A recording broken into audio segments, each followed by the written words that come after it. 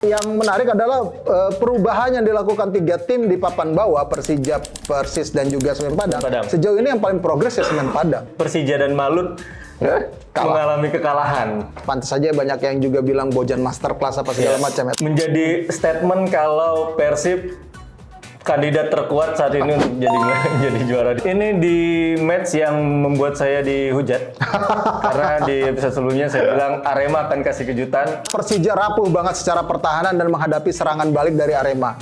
Transisi mereka jelek. Apakah Mauricio Souza itu pelatih yang miskin taktik, Bang? Bukan Brasehaye. Serba Sehaye.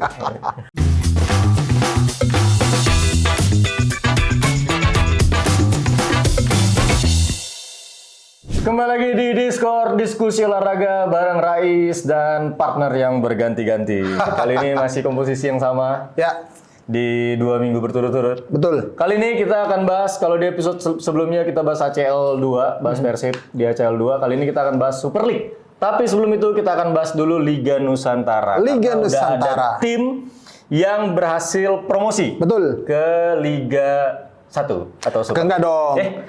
Ke Liga 2 dong, Championship. Ke Championship. Championship, sorry.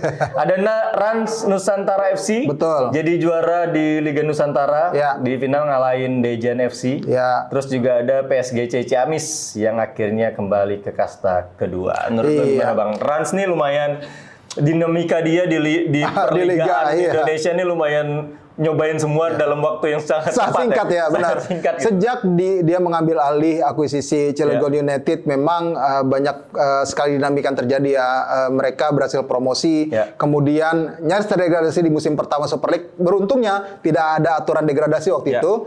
Kemudian di musim kedua mereka tetap terpuruk. Betul. Dan kemudian malah setelah itu mereka terdegradasi lagi ke Liga Nusantara musim ini. Nah, di Liga Nusantara ini mereka menjadi salah satu tim yang gue bilang lumayan siap lah untuk bisa promosi lagi ataupun menjadi juara. Memang salah satu kandidat, walaupun di fase grup mereka cuma menjadi runner up, inkonsisten. Kemudian jelang akhir fase grup melakukan pergantian pelatih dengan mendatangkan Kasar tadi, yang akhirnya mampu membuat tim ini menjadi juara. Yang menarik lagi adalah Dejan juga. Dejan ini adalah satu-satunya tim yang tidak terkalahkan sampai final. Jadi ini kekalahan pertama mereka, tapi langsung gagal juara. Gagal juara. Jadi ini memang suatu ini ya, anti klimaks bagi Dejan, tapi Dejan adalah salah satu tim yang punya performa bagus. Materi pemainnya mungkin tidak sementereng Rans ya. Banyak pemain berpengalaman kayak Tony Sucipto, Slamet Nurcahyono ada di situ, kemudian Rivaldi Bowo ada di situ. Siapa lagi ya? Arianto juga mantan pemain timnas itu juga ada di situ. Jadi memang ini komposisi yang lumayan komplit lah sebenarnya untuk Rans Nusantara. Ditambah ada Pak Manajer, Pak Haruna Sumitro di situ.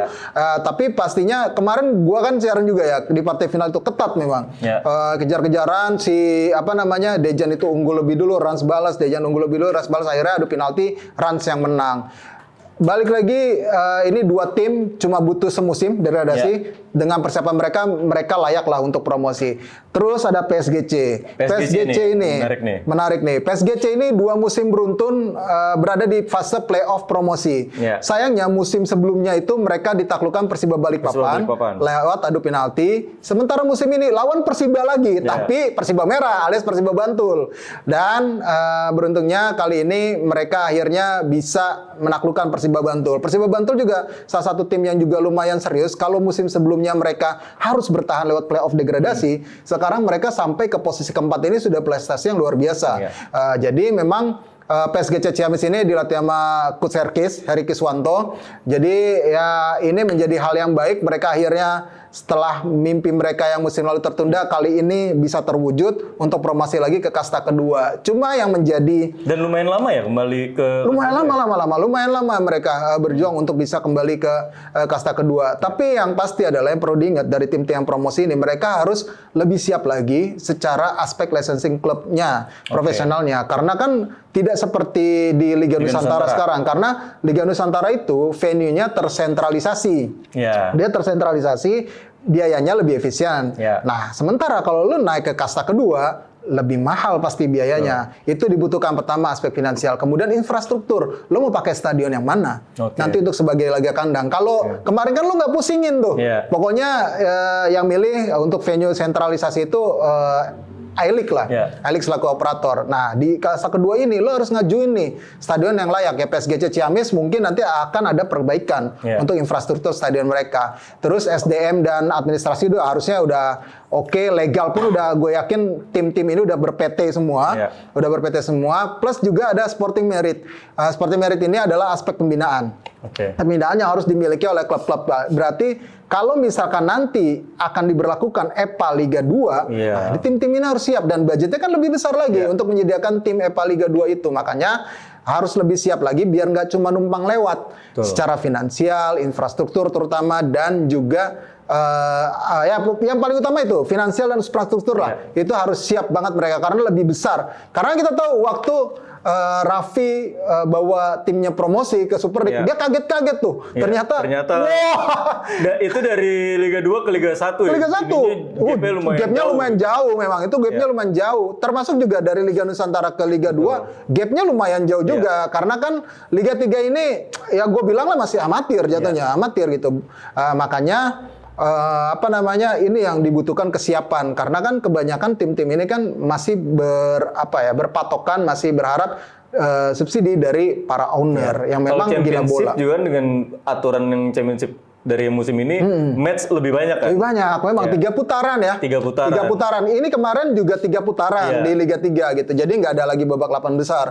Dan di di kompetisi championship ini 3 putaran lagi gitu. Jadi memang biayanya besar. Tapi dengan menggunakan kandang tandang. Makanya biayanya besar walaupun terbagi dalam grup-grup per wilayah, zona-zona ya, per zona gitu. Tapi ya bayangin aja kalau misalnya masuknya grup timur, lo tandang ke Papua misalnya. Ya kan? Tandang ke Papua, ke mana Sulawesi gitu.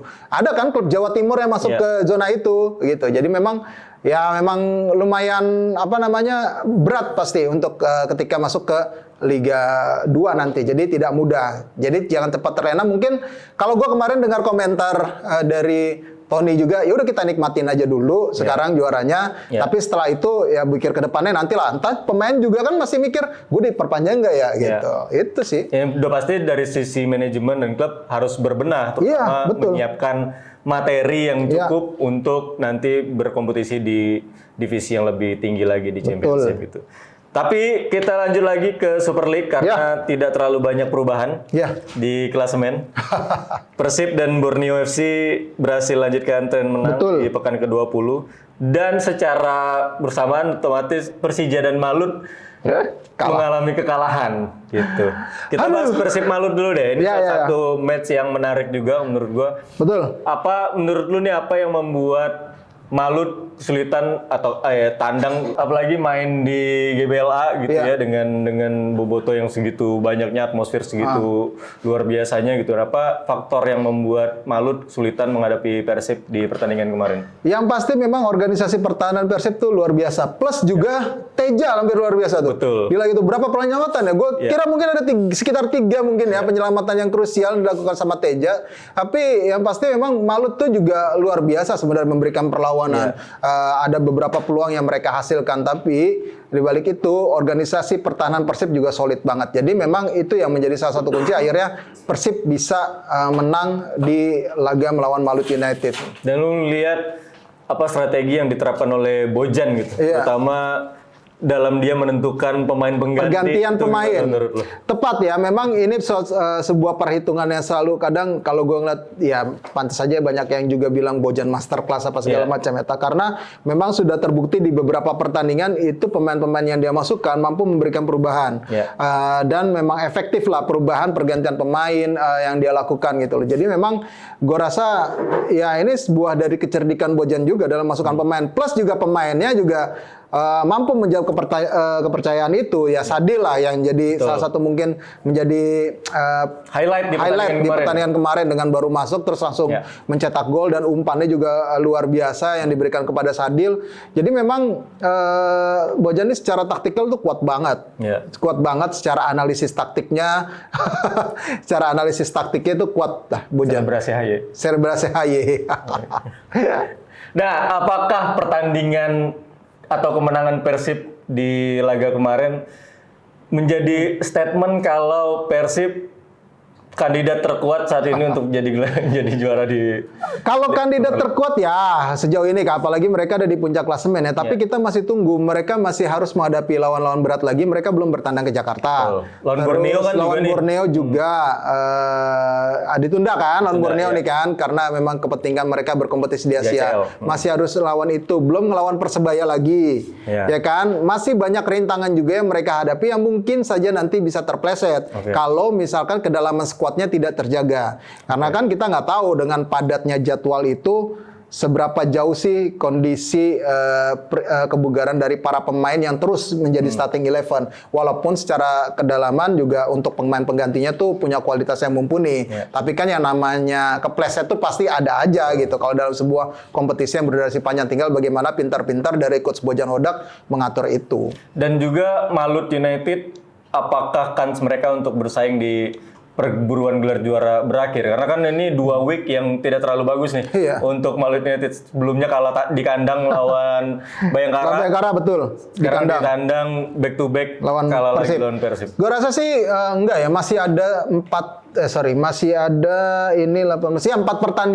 pertandingan lagi yang memungkinkan. Jadi segala kemungkinan masih bisa terjadi. Kalau Malut sih masih ada lah harapan, karena mereka kan sekarang masih tetap berada di 4 besar gitu. Cuma beda 10 poin dengan Persib. Jadi dengan masih ada tersisa 14 pertandingan ya masih punya peluang lah untuk bisa bersaing di jalur juara.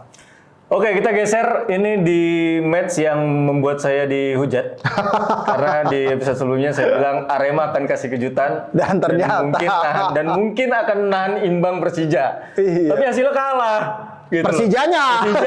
Iya. Itu gua kan bilang berhasil nahan imbang karena gua ngelihat ini adalah bentuk apa ya? Momentum Arema gitu. Momentum Arema setelah sebelumnya berhasil menang kan di pekan sebelumnya gitu. Apalagi mereka juga ada beberapa tambahan amunisi baru. Iya, dan itu ex Persija. Dan ada Vinicius juga kan dari Borneo gitu. Dan ternyata hasilnya kalah. Lu gimana melihat penampilan Persija menghadapi Arema FC kemarin di GBK? Yang pertama, Persija rapuh banget secara pertahanan dan menghadapi serangan balik dari Arema. Itu menjadi salah satu faktor kunci yang menjadi kekalahan dari Arema. Transisi mereka jelek ketika menghadapi serangan balik yang dilakukan oleh Arema. Kemudian lini depan dari Persija itu mampu dimatikan oleh lini pertahanan dari Arema. Luar biasa banget. Rio Fahmi tampil Hansa Muyama tampil Hansamu sebelum diganti cedera itu mainnya luar biasa. Luar biasa banget itu. Kayak bener-bener mau ngebuktiin. Gitu. Mau ngebuktiin gitu loh. Dua pemainnya benar-benar mau ngebuktiin. Tapi Franka juga termasuk. Kemudian Betinho juga tampil di laga itu. Jadi memang Arema tuh para pemainnya gue nggak tahu ya dikasih motivasi apa sehingga tampilnya tuh luar biasa para pemain Arema di situ. Nahan gempuran kan karena ya mungkin kalau 7 hari 7 malam digempur terus sama pemain Persija mungkin bisa dibilang seperti itu ya. Tapi mereka sabar banget mainnya. Kemudian lakuin serangan balik. Lakuin serangan balik hingga akhirnya kill the game-nya pas gol kedua Gabriel Silva itu benar-benar nggak terduga juga. Ada kesalahan clearance yang akhirnya mampu dimanfaatkan sama Gabi gitu. Jadi memang ya ini adalah sebuah perang taktik yang sangat luar biasa. Sebenarnya mereka sempat kacau ketika si Maxwell golin. Maxwell kan ya? Gustavo Almeida. Dianulir. Tapi dianulir karena Maxwell udah di offset duluan. Makanya gue ngelihat ketika gol itu dianulir, mereka semangat lagi. Dan gak lama setelah itu golin. Makanya benar-benar ya lagi apesnya Persija. Dan ini menjadi kekalahan kandang pertama Persija. Akhirnya tinggal Persib doang nih yang sekarang jago kandang. Jago kandang. Tidak terkalahkan di kandang di Super League musim ini. Nah kan kita ini sambil live di TikTok juga ya. Tadi banyak teman-teman di TikTok yang nanya, apakah Mauricio Sousa itu pelatih yang miskin taktik, Bang? Gua sih gak bisa bilang gitu. Maksudnya kalau secara taktik ya udah gitu-gitu aja. Ya gitu-gitu aja. Secara untuk game plan keduanya itu terkadang kalau ada satu pemain andalannya misal Alano. Kemarin tuh nggak ada Alano. juga lumayan berpengaruh gitu loh. Jadi opsi keduanya ini kadang juga buntu dia. Nah ini yang mungkin ya nanti mungkin akan jadi bahan evaluasi juga. Gue nggak tahu kalau misalkan ganti pelatih misalnya ya. Toh sekarang nggak jelek-jelek amat prestasi Persija. Targetnya dia kan juga nggak juara tadinya. Iya. Ya kan di musim Cuma ini ada udah juara. kans, kan? Cuma ada kans ya pasti dikejar terus. Apalagi dengan belanja yang jor-joran di paruh kedua ini gitu. Jadi memang ada target pasti, ada beban yang tinggi, ekspektasi tinggi yang diberikan kepada Mauricio Sosa.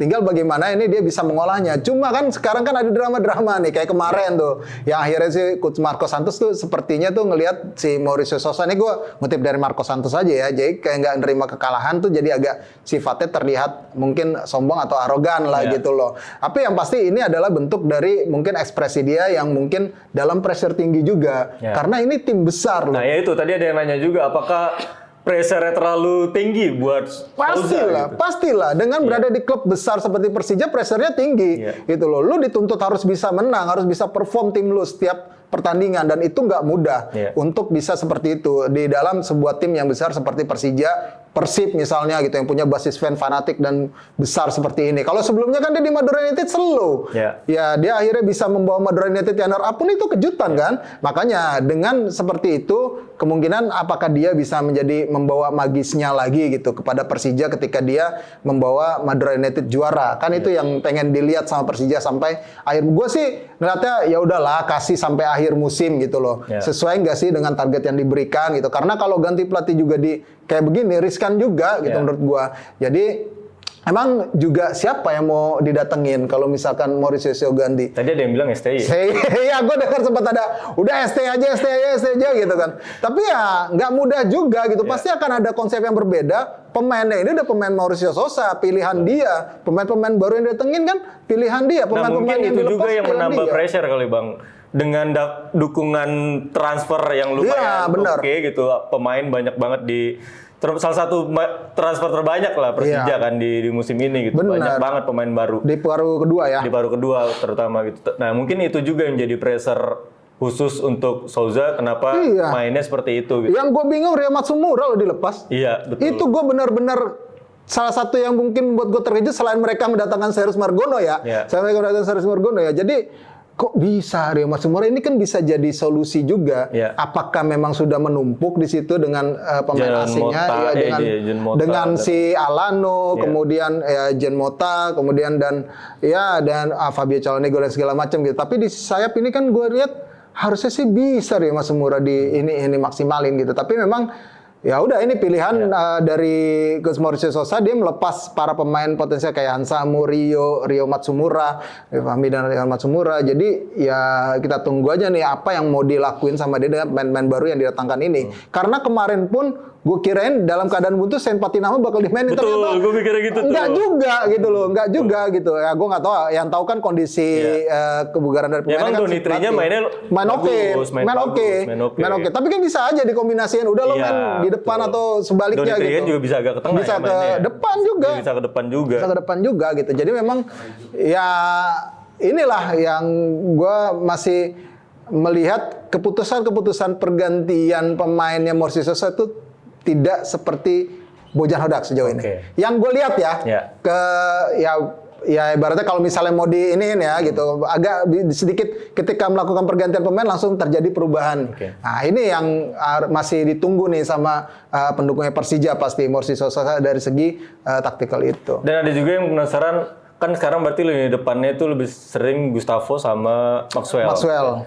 Gimana kalau Zylstra dan Axel gitu? Menurut lu apakah dua striker Zylstra dan Axel akan lebih baik daripada itu balik lagi ya ke dua pemain itu. Sebenarnya gue berharap banyak kepada Axel tadinya. Ketika di awal musim dia menjadi tumpuan Persija dan lumayan gacor lah ya, jadi pemecah kebuntuan. Kalau dikasih kesempatan, dua pemain ini gue yakin bisa dengan materi lini tengah yang dimiliki sama Persija untuk bisa gacor lah di lini depan gawang lawan gitu. Jadi memang kalau gue lihat Axel dan Zylstra ini masih akan diplot sebagai striker pengganti. Gua masih belum melihat dia akan mainkan dua striker. Oke. Dua striker langsung gitu. Maxwell kan ditaruh agak ke pinggir kan, ke sayap gitu kan. Walaupun sekarang jadi top scorer, tapi dia lebih ke sayap gitu mainnya. Gustavo Almeida sebagai striker utama. Jadi gua masih belum melihat ada kemungkinan si Mauricio Sousa ini memainkan dua striker utama. Tapi bisa jadi dengan kelebihan stok striker yang dia miliki bisa jadi itu dilakukan. Ada perubahan yang mungkin dilakukan di dalam pertandingan dengan memainkan dua striker utama karena stoknya lumayan gitu loh. Jadi kans untuk Axel Zylstra main lagi ada, tapi untuk menjadi pilihan utama agak masih kecil, agak masih sedikit karena melihat performa dari Gustavo Almeida oke, Maxwell juga oke gitu. Nah itu tadi buat lu depan, dan lu tadi udah sempat sounding agak mengejutkan, terkejut ngelihat ada transfer Cyrus Margono di transfer Persija kali ini. Menurut lu kenapa ya Bang? Kenapa? Apakah penting untuk melakukan transfer di posisi penjaga gawang menurut lu untuk Persija musim ini? Gini ya, Persija itu punya dua penjaga gawang yang kualitasnya sama. Ya. Berbeda dengan misalkan TJ dengan Adam Persbeck ya. Adam Persbeck itu mungkin didatangkan ya kualitasnya akhirnya di bawah ekspektasi. Dan gapnya ke Fitra pun juga terlalu jauh kan. Iya, makanya Fitra masih terlalu muda. Nah, makanya ketika ini ada Eduardo dan si Andri Tani, ini masuk ke Cyrus Margono ini untuk apa gitu maksud gua? Untuk Persija pelapis. Apakah nanti memang Andri Tani akan tersisih pelan-pelan? Karena ini kan proyek masa depan pasti Cyrus Margono dengan kontrak jangka panjang. Gua nggak tahu nih indikasinya seperti apa. Mungkin persiapannya akan seperti apa gitu. Andri Tani pasti harus bekerja keras. Dengan adanya Cyrus Margono, dia kan pemain senior gitu loh, yang sebenarnya secara kualitas masih mumpuni. Beberapa kali turunin, refleksnya bagus loh Andri Tani. Cuma dengan hadirnya Cyrus Margono, dia harus lebih termotivasi lagi dan tertantang lagi untuk bisa meraih tempat di tim utama gitu. Karena Carlos Eduardo praktis ya sekarang tinggal nunggu dia ya kalau nggak cedera ataupun memang lagi nggak fit ya mungkin baru bisa dimainin nih Andri Tani gitu, ataupun kalau misalnya blunder waktu itu pernah dilakukan sama Eduardo, mungkin Andri Tani mungkin masih nanti bisa dipasang gitu. Nah tinggal persaingannya nih, gue menarik banget nungguin persaingan di antara ketiga kiper ini akan jadi apa gitu loh. Panas ini di posisi penjaga gawang dengan hadirnya Cyrus Margono ya. Panas yang positif ya untuk bersaing di tempat tim utama, karena Cyrus Margono datang ke sini, pasti dia juga punya pertimbangan-pertimbangan lain gitu loh. Ketika dia menerima tawaran kembali ke Indonesia, dia juga ingin melihat kans untuk bisa memperkuat timnas. Setidaknya di timnas U23 gitu. Ya persaingan kiper Persija juga nggak kalah sama persaingan papan tengah di Super League. Iya. Persaingan papan tengah juga lumayan panas nih, Bang. Iya. Kita bahas Persebaya yang trennya lagi bagus nih. Menurut lu, apakah ini titik balik Persebaya musim ini untuk terus meningkat performanya? Menurut lu gimana? Ya, Persebaya ini dengan perubahan pemain yang dia lakukan, dengan hadirnya Bernardo Tavares memang luar biasa banget. Bahkan sekarang sudah menembus posisi 5 besar ya. Persebaya ini jadi menjadi ancaman serius juga dengan waktu yang tersisa. Bisa jadi paling tidak finish di 3 besar ini sudah bagus banget buat Persebaya musim ini, dengan segala dinamika yang terjadi di tim mereka, inkonsistensi yang mereka dapatkan.